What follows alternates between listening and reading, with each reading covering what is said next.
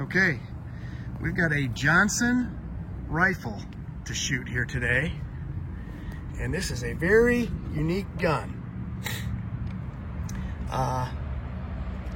There were 30,000 serial numbers allotted. They made these in batches of 10,000, but only about 20 to 22,000 of them were made.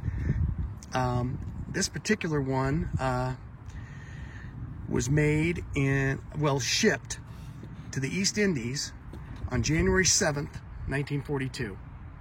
And the Japanese invaded on January 10th. So we don't know if this saw action or not. We suspect it did. You see this star right here?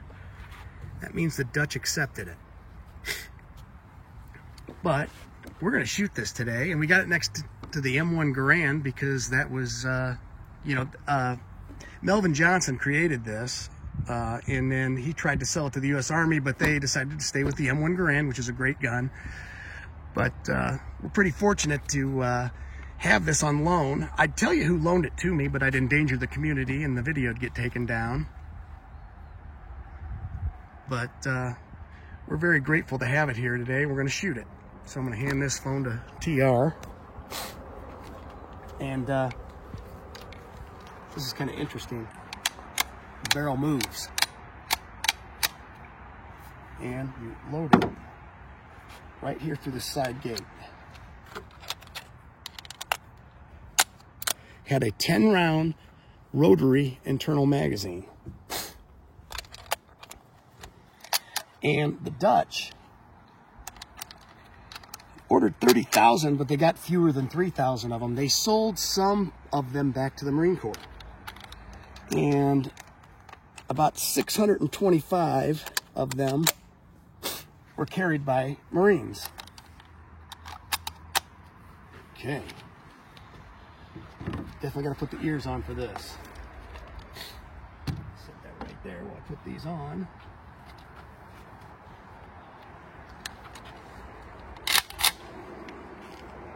Safety's right here. Now it's ready to fire.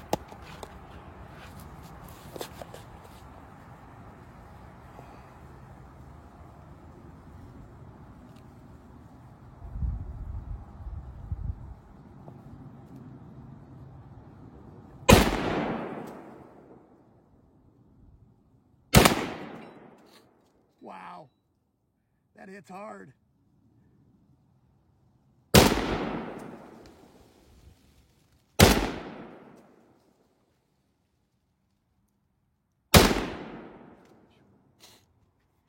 And of course it locks open.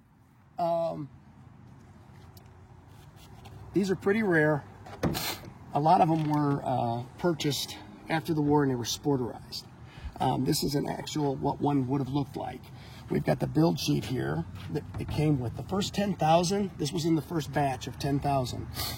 Had all the parts are serialized, and Mike has yanked this thing apart, taken a look at all the parts. The barrel has been replaced, the firing pin and the extractor, but everything else matches this sheet. So, and based on the barrel, we suspect, strongly suspect, this gun probably saw battle. It probably saw a lot of action in the East Indies, either by the Marines or by the Dutch, who knows. But at any rate, this is a real piece of history, and I'm really glad we got to shoot this thing. And it shoots the same, of course, bullet as the M1 Garand 30-06. And you can, of course, this came with the 8-round clip.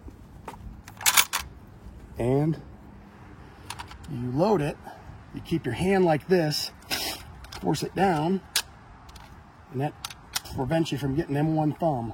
If I can do it, maybe. There we go. So let's fire this off a little bit.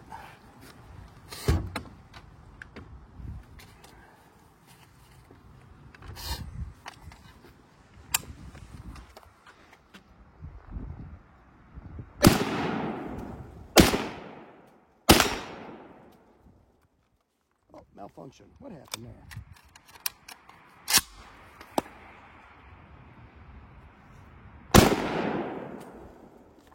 Did it again.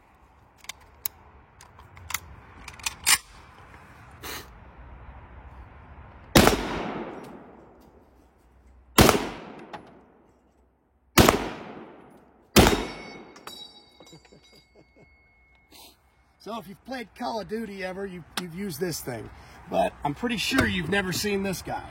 A lot less common. You know, definitely a rare gun. Glad it didn't, the barrel gets pretty hot. But a lot of the Marines preferred this over the M1 Garand.